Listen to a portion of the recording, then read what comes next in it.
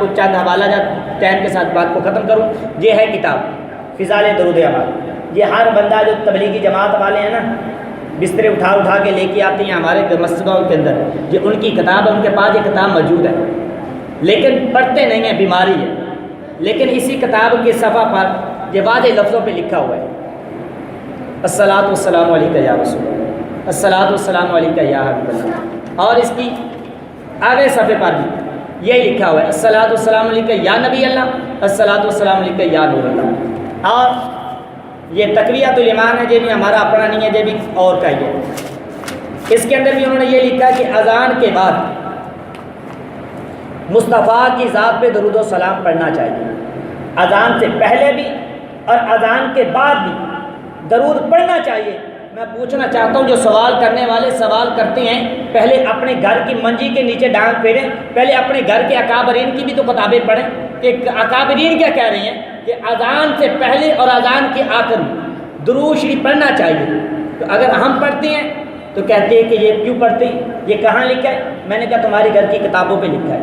اب یہ عام کتابیں ہیں اور یہ عام کا چھاپا نہیں, یہ بارود کا چھاپا ہے. اس کے اندر یہ لکھا گیا ہے جب حضرت سیدہ طیبہ طاہرہ فاطمہ زہرا کے بابا کی ولادت باسعادت ہوئی, میرے محبوب علیہ الصلوۃ والسلام کی جب ولادت باسعادت ہوئی, اس وقت حضرت آمنہ رضی اللہ تعالیٰ عنہ فرماتی ہیں کہ جب پہلا مہینہ تھا اور دوسرا مہینہ, تیسرا مہینہ, جیسے جیسے مہینے گزرتے گئے اسی طرح فرشتے مجھ سے پہ سلام کرتے تھے.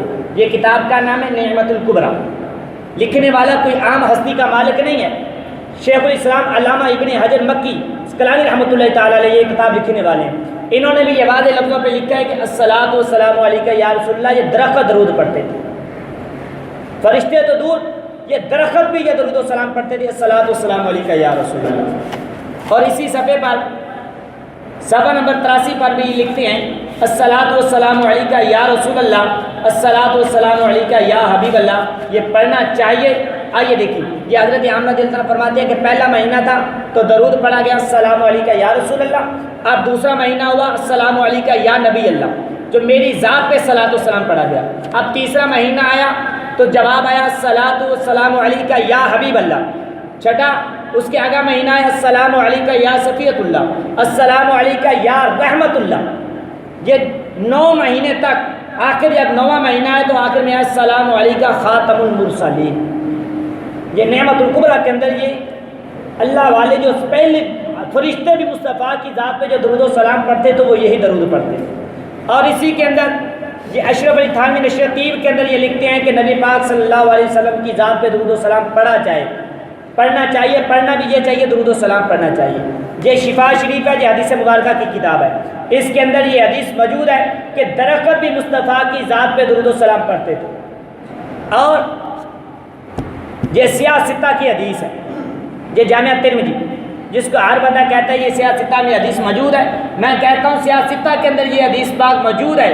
حدیث پاک کے اندر یہ واضح لفظوں پہ لکھا ہے حضرت علی اور حضرت امیر حضرت ابو مسعود اور ابن سعد جو مصطفیٰ کی ذات پہ درود پڑھتے تھے, درود ابراہیمی نہیں پڑھتے تھے.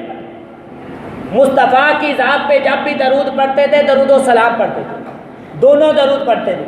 صلاۃ و سلام یعنی کہ اس کے اندر جو اکثر میں حدیث بیان کرتا ہے قرآن کریم میں حکم 2 چیزوں کا ہے, صلاۃ و سلام دونوں پڑھنا چاہیے.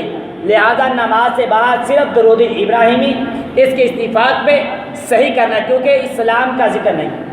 اگر ہم کہیں کہ صرف درود ابراہیمی پڑھنا چاہیے صرف نماز کے اندر ہے, کیونکہ یہ درود ہے, اسلام نہیں ہے.